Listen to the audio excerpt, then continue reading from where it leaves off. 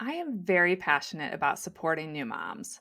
I often say that I'm as passionate about helping moms with their wellness as I am about helping babies and children with their sleep.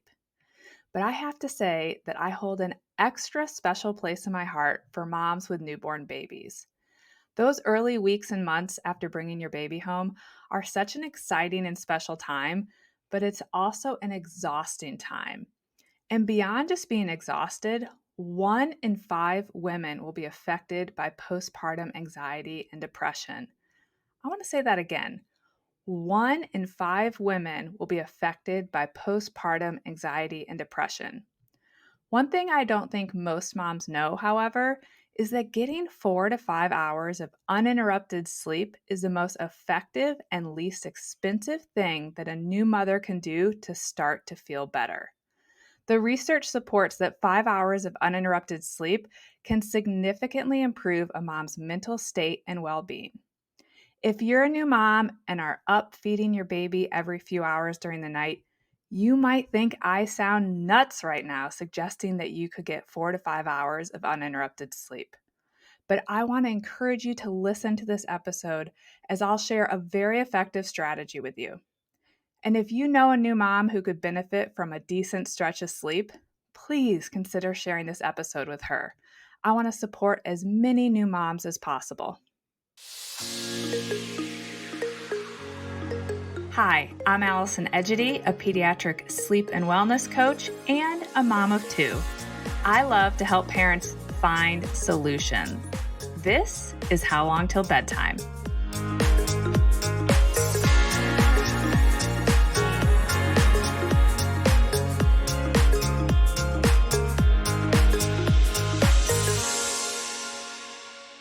My postpartum journey was bumpy and full of anxiety. From the outside looking in, I'm sure I looked fine. I took good care of my babies. I went back to work when each of them hit 12 weeks, and I performed well there.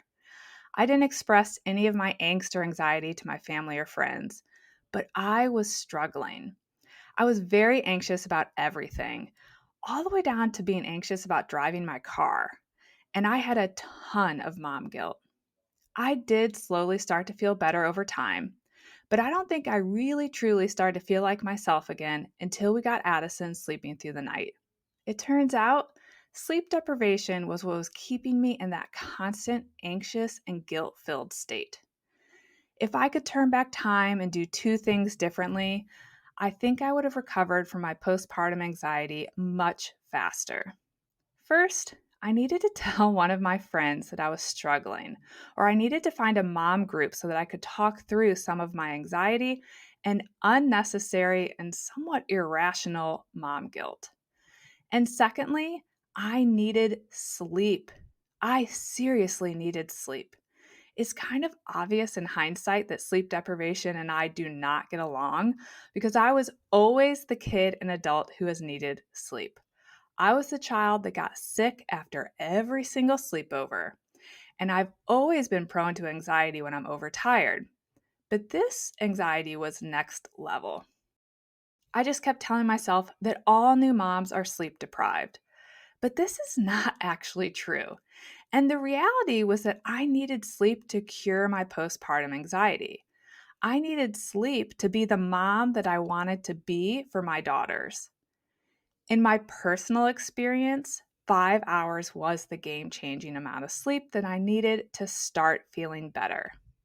If you're a new mom and struggling, or shoot, just freaking tired, I want you to consider coming up with a strategy that's going to help you get 4 to 5 hours of uninterrupted, consolidated sleep at least once or twice each week. If your baby is currently waking every couple hours to eat, you're probably thinking, Allison, there is no stinking way that I'm going to be able to get 5 hours of uninterrupted sleep. Before you write this very important piece of advice off, I want you to hear me out. With a little bit of planning and help, it can be done, even if you have a baby who needs to feed every few hours during the night. And remember, you matter. Your health and your well being matters as much as your baby's health and well being. Today, I'm going to share exactly what I tell the moms in my Have Baby Need Sleep newborn sleep program to do when they are feeling overwhelmed and exhausted. Let's start with the group that's probably going to be a little bit easier, the moms who are bottle feeding. If you're bottle feeding, you just need to do a little planning ahead with your partner. At bedtime, I want you to feed your baby and then get them down for their first stretch of sleep. You're going to go right to bed yourself in an area separate from your baby. This is key. I'm talking about a guest room, a basement, or even just a couch in a separate room.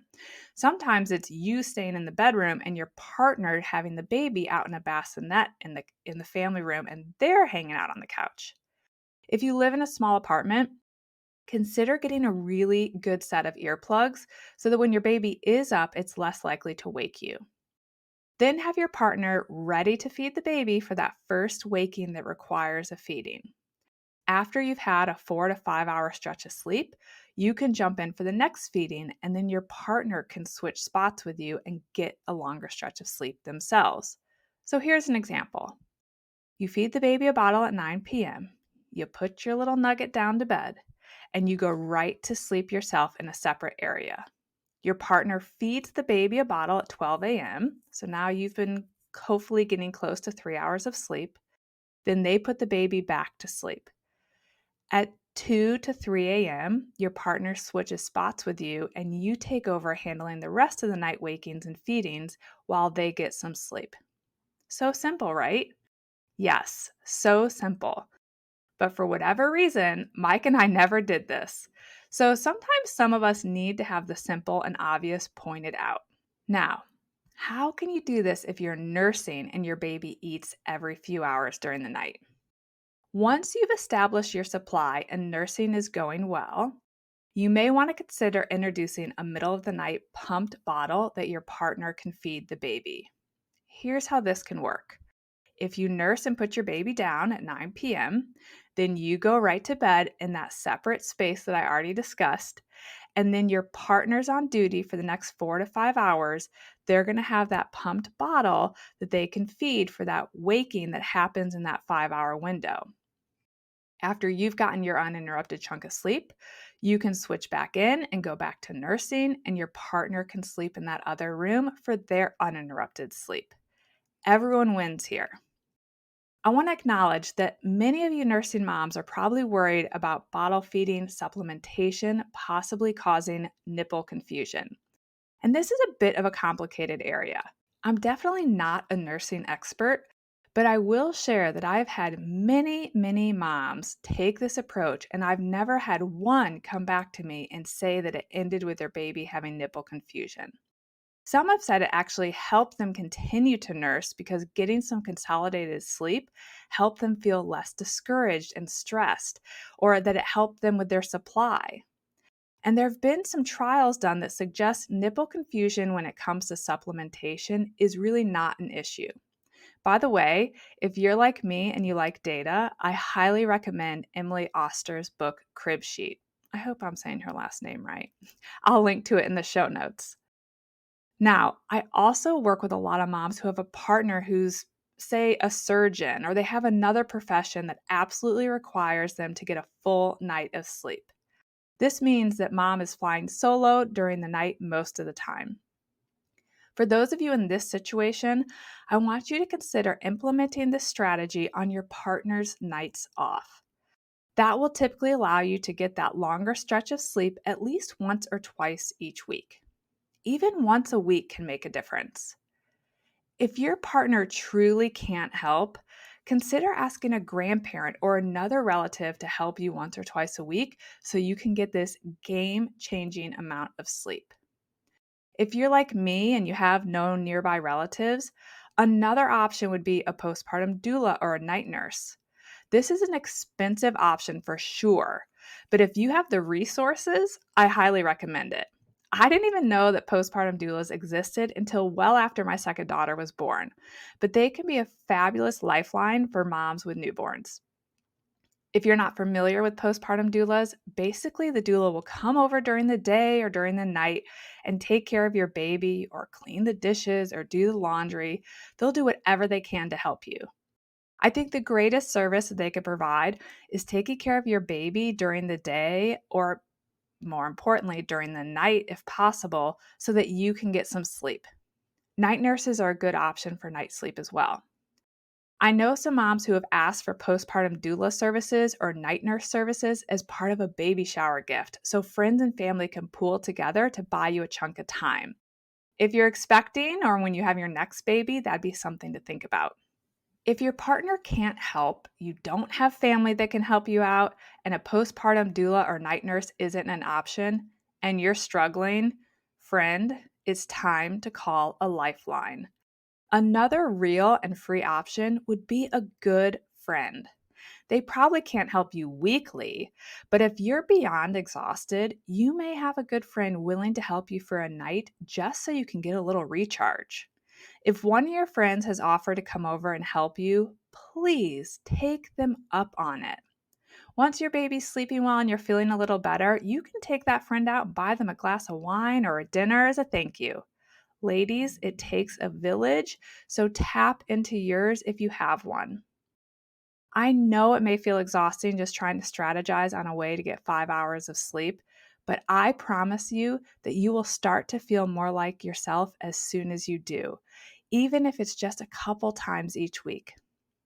Talk to your partner about how important this is for your well-being. I know getting some consolidated sleep allowed me to be a happier and much more present mother. If you're a mom with a newborn, whether it's your first or your fourth, I'm sending you lots of extra love. You're doing a great job. And if you're struggling with postpartum anxiety or depression, you can find some really helpful resources through Postpartum Support International.